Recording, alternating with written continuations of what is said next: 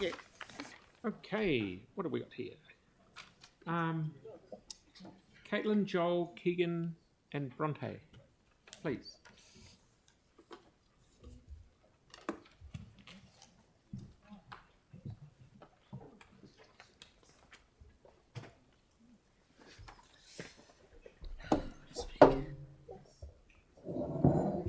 Hello. Kia ora koutou. My name is Caitlin Rees. Thank you for the opportunity to speak here today. We are here representing the coalition of 12 climate change activists aged 10 to 15 years old, called the Next Generation Conversation, otherwise known as the NGC. Kia ora, my name's Keegan Verster. The NGC, we first formed in about 2021. We all had opportunities to learn and engage about climate change education thanks to our agent and our sort of head of the foundation, Sean Carvel. And we all came together across our different schools and for the ability to be able to learn and adapt and help in the world of climate change. Kia ora, my name is Bronte Fitz. As a team, we meet regularly after school to discuss policy issues and seek opportunities to engage with and work alongside decision makers. Today we'd like to share our support for accelerating adaptation initiatives and creating a climate resilience fund. Nearly 86 years ago, climate change was first proven, but it was mostly ignored as people didn't believe humans could have an impact on our planet's ecosystem. 36 years ago, scientists insisted that real action was needed. Today, we still haven't seen much real action towards adapting to and mitigating climate change. We don't want to be here talking about this still 50 years later and wishing we had done something now. We need to prioritize climate change. We, both government and citizens, need to understand what needs to change. Over the last 50 years, we have talked about everything and tried to work out how to tackle it all at once. But, like any big project or problem, we need to break it down. When governments are continually changing, there's a shift in focus and priorities, so we never get a chance to start doing as we are always talking. We believe we need to accelerate the adaptation efforts and clearly understand the steps we need to do to get change.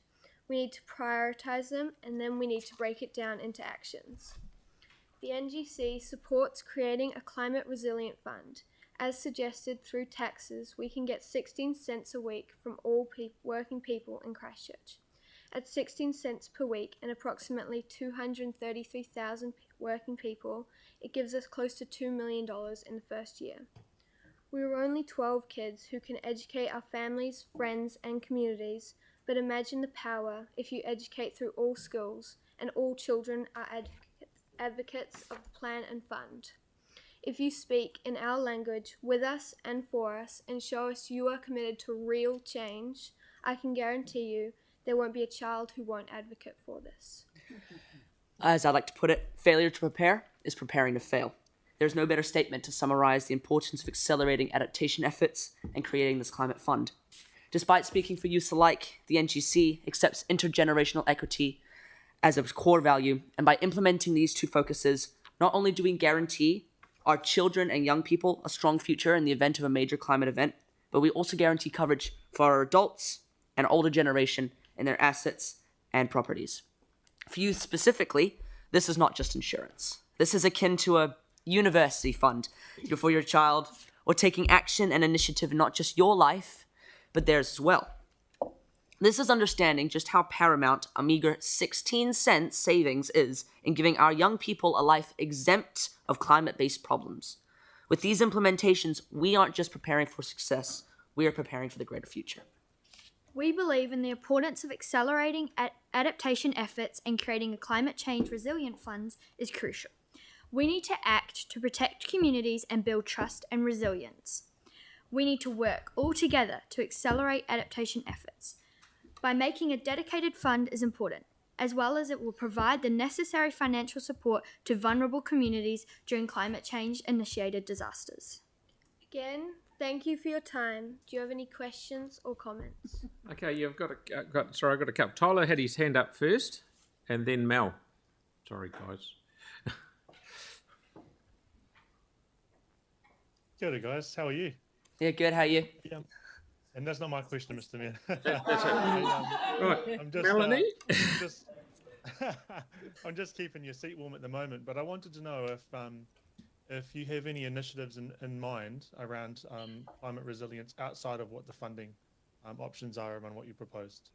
Yeah, so we've made a couple submissions already. The NGC have come together. It's probably been the pinnacle of what we've done so far is our they've been adaptation plans that we submitted to the government specifically around what we can do as a country to be able to develop and adapt to possible climate events in the future.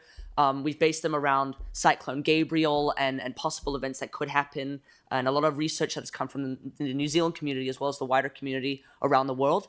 And we've put those plans forward, and we've seen a lot of there's been a lot of development around those plans, and we've had a number of different events we've been to. We've had talks with the UN. We've done a lot as a group in order to be able to push our agenda and overall help us as a country to be able to develop to what is an ever-growing issue.